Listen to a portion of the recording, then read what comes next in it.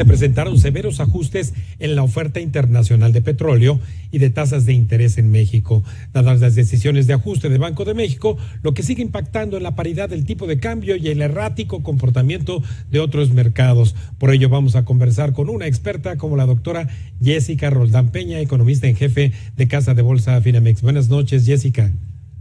¿Qué tal, Raimundo? Buenas noches. Gracias, y como siempre, bueno, ¿quién mejor que tú para explicarnos? ¿Fue sorpresivo este anuncio de la Organización de Países Exportadores de Petróleo? Sí, fue sorpresivo. Los analistas enfocados en esos mercados no estaban esperando que hubiera cambios en esta reunión, y el hecho de que pues diversos países hayan dicho que de manera voluntaria van a recortar su producción, y este recorte puede alcanzar hasta 1.6 millones de barriles diarios de reducción en la oferta, pues sin duda, como tú ya señalas, movió a los mercados. Jessica, entonces lo que podría haberse esperado de que los precios fueran así autorregulándose hacia la baja y contribuir a la formación de precios para la inflación, ¿esto aleja las expectativas de que la inflación pueda ser pues más reducida en poco tiempo? Pues mira, o sea, sin duda alguna prende un foco rojo, porque pues el hecho de que haya menos oferta para satisfacer cierta demanda, pues hace que los precios se presionen. Entonces vimos al mercado reaccionar a las referencias internacionales como el Brent, el WTI, incrementarse, y aquí pues evidentemente el riesgo es un riesgo al alza, que pues de alcanzar el petróleo niveles más altos, pues podría poner en peligro la reducción que pues con tanto anhelo esperamos todos en los niveles de inflación a nivel global. Sin duda alguna, eso pues claro que pone en aprietos a los bancos centrales, y pues es un riesgo al alza que no hay que descartar que pueda presentarse. De ahí entonces, Jessica, que hoy el Fondo Monetario Internacional en su reunión de primavera sigue recomendando a los bancos centrales no bajar la guardia. Correcto, y eso también lo hemos incluso platicado aquí en momentos anteriores. Sí. Lo que estamos viendo en este momento pues es que la inflación a lo largo del mundo empieza a mejorar, empieza a reducirse, pero todavía el camino para que veamos niveles de inflación parecidos a los que teníamos previo a la pandemia está bastante lejos. Entonces sería pues hasta cierto punto un poco pues de visión corta cantar victoria y pensar que las reducciones que estamos observando ahorita, que de hecho van a seguir manifestándose, creemos, y que tienen que ver mucho con efectos favorables de que, por ejemplo, hace un año teníamos precios del petróleo altísimos, estaba casi la guerra recién desatada, etcétera, van a estar jugando a favor. Entonces probablemente veamos buenos números, pero eso no significa de ninguna manera que estamos cerca del lugar en el que queremos estar, y por ende pues esta recomendación de no bajar la guardia, que se traduce pues en que las tasas tienen que seguir manteniéndose relativamente altas por un periodo prolongado. Entonces, estas políticas monetarias restrictivas, Jessica, anticiparían que en las decisiones de mayo, particularmente de bancos centrales como el sistema de la Fed, serían seguir ajustando la tasa a la alza. Sí, probablemente todavía haya ajustes. Lo que también es importante señalar es que que estamos prácticamente al final del ciclo de apretamiento en muchos casos.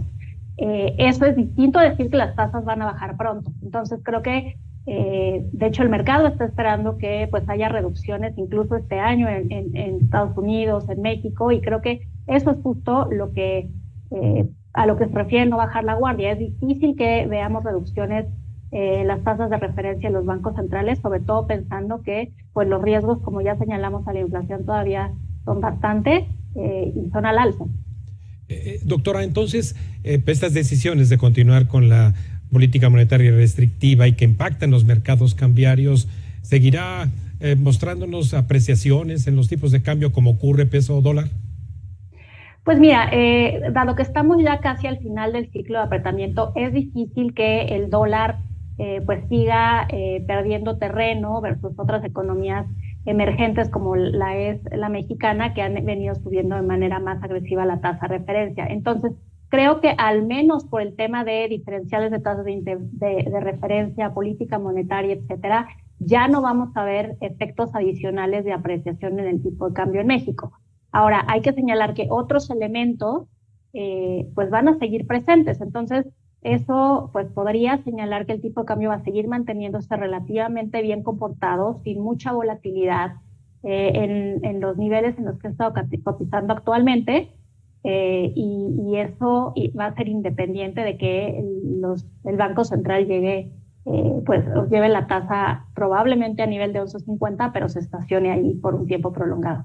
Sí. Jessica, como economista en jefe de Casa de Bolsa Finamex en las bolsas, ¿veremos entonces menos volatilidad ante un horizonte quizás más estable? No, eso todavía No. parece que está lejano en el horizonte.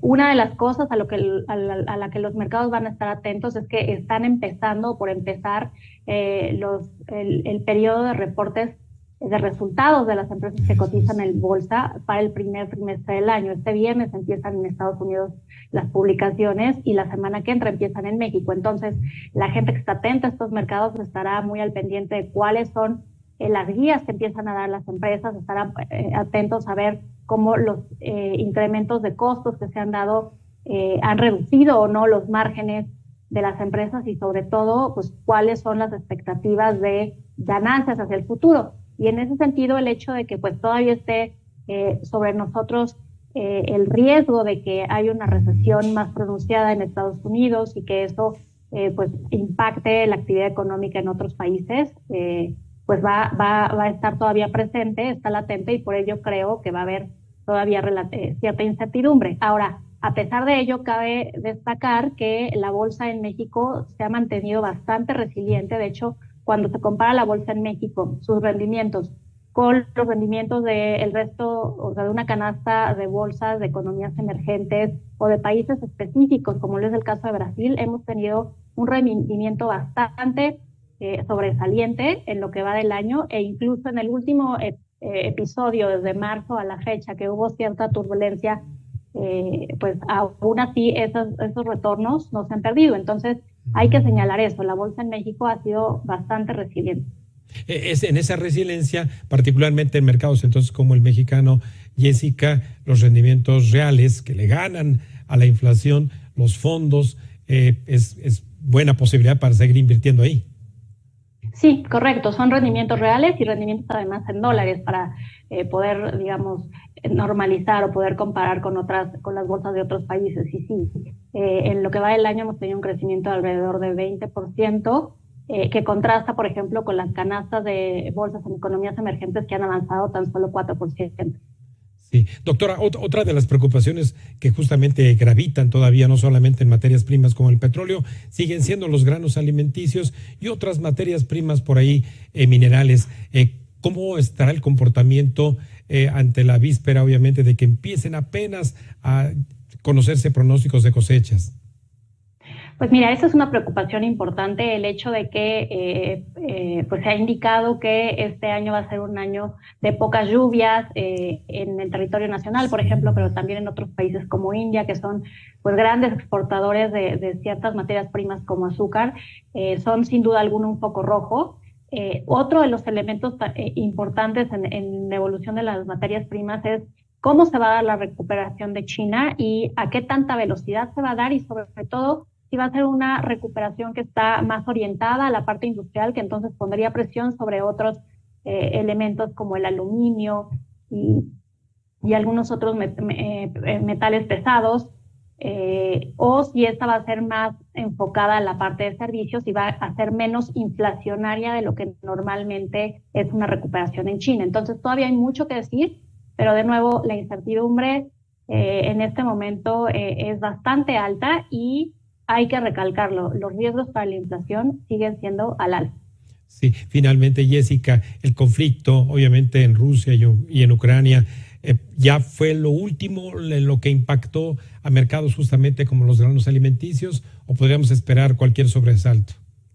Pues es que todavía no está dicha la última palabra. Los expertos en estos temas señalan que pues el reciente escalamiento de las tensiones y en general el entorno en el que pues la guerra hace que muchos mercados estén muy restringidos podría mantenerse por mucho tiempo.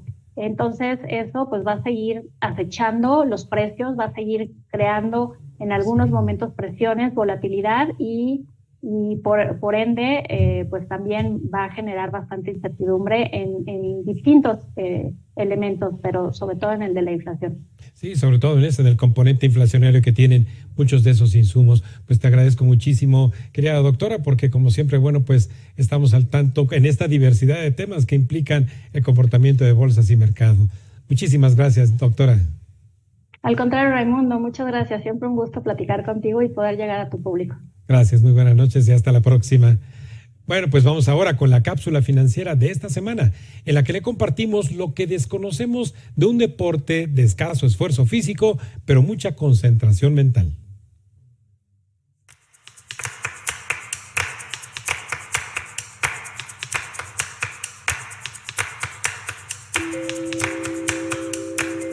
Dentro de la gran cantidad y variedad de deportes que existen, al ajedrez se le ha calificado como un deporte ciencia, ya que el juego alcanza una complejidad considerable, por lo que para ganar campeonatos y premios económicos se requiere de una alta preparación técnica.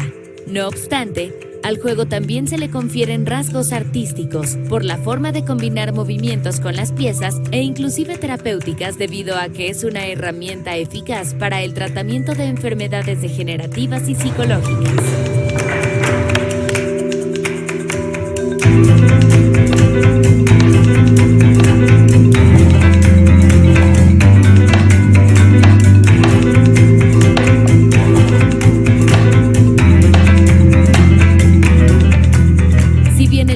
Espectadores al que convoca este deporte no es comparable con otros, cada vez son más las personas alrededor del mundo, incluyendo intelectuales y celebridades, las que se familiarizan y apoyan económicamente a eventos de ajedrez.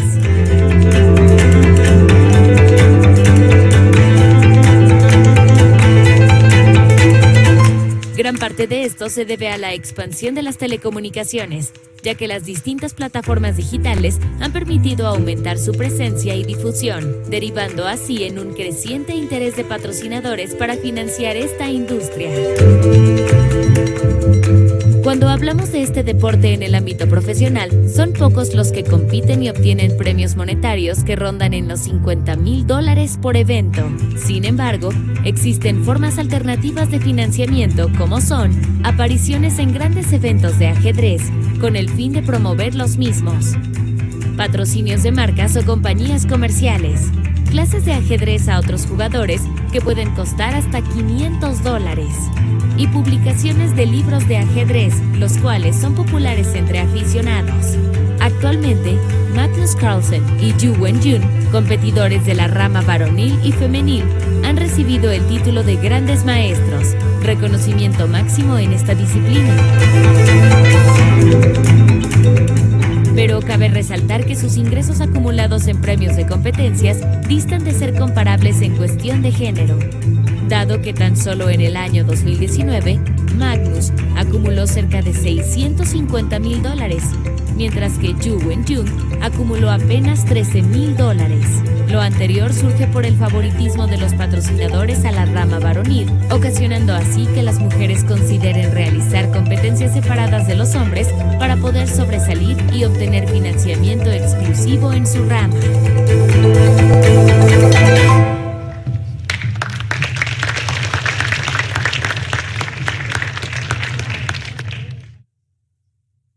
Pues justamente el pasado domingo 9 y ahora hasta el 30 de abril se llevará a cabo en Azerbaiyán el Campeonato Mundial de Ajedrez. Así que hagan sus apuestas también en favor de quienes están. Llegamos hacia el final de este programa de Economía y Finanzas con cuentas claras para ustedes, agradeciendo como siempre la gentileza de su atención e invitándole a que nos vea y escuche la próxima semana aquí en la Agencia Mexiquense de Noticias, canal 34.2 de la televisión abierta digital en todo el Estado de México y la Ciudad de México, y ahora también por los canales 135 de Easy y 610 de Star. Muy buenas noches, hasta la próxima semana.